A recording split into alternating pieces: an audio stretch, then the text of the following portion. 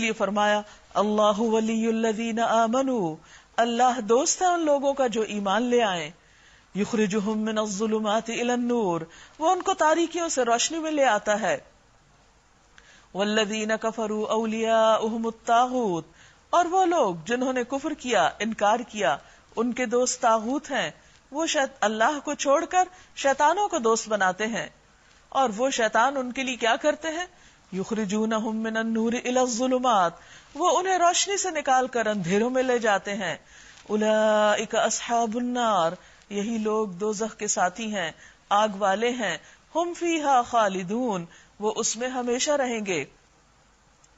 اب اس بات کو واضح کرنے کے لیے کچھ مثالیں بیان کی گئی ہیں۔ فرمایا کیا تم نے اس شخص کے حال پر غور نہیں کیا جس نے ابراہیم علیہ السلام سے جھگڑا کیا تھا؟ نمرود کی طرف اشارہ ہے۔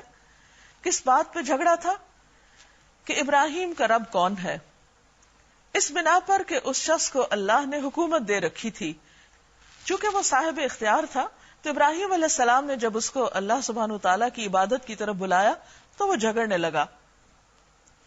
جب ابراہیم علیہ السلام نے کہا کہ میرا رب وہ ہے جس کے اختیار میں زندگی اور موت ہے، اس نے جواب دیا کہ زندگی اور موت تو میرے اختیار میں ہے، اور کہا جاتا ہے کہ اس نے قید خانے سے 2 لوگوں کو بلایا اور ایک کو مار ڈالا اور ایک کو چھوڑ دیا اور کہا دیکھو زندگی موت کا مالک تو میں ہوں۔ ابراہیم علیہ السلام نے مزید آرگیو نہیں کیا، کہا اچھا اللہ سورج کو مشرق سے نکالتا ہے، یعنی میرا رب وہ ہے جو سورج کے موومنٹ پہ قادر ہے، تو ذرا اسے مغرب سے نکال لا، یعنی اگر تم خود کو خدا سمجھتے ہو تو ایسا کر دکھاؤ۔ فبہت الذی کفر، تو حیران رہ گیا وہ شخص جس نے کفر کیا، یعنی لاجواب ہو گیا۔ واللہ لا یہدی القوم الظالمین، اور اللہ ظالم لوگوں کو ہدایت نہیں دیا کرتا، کیونکہ جو لوگ سمجھنا نہ چاہیں وہ بڑی بڑی نشانیوں کو دیکھنے کے باوجود بھی نہیں سمجھتے، لیکن جو سمجھنا چاہیں ان کے لیے کوئی بھی چیز عبرت کا باعث ہوتی ہے۔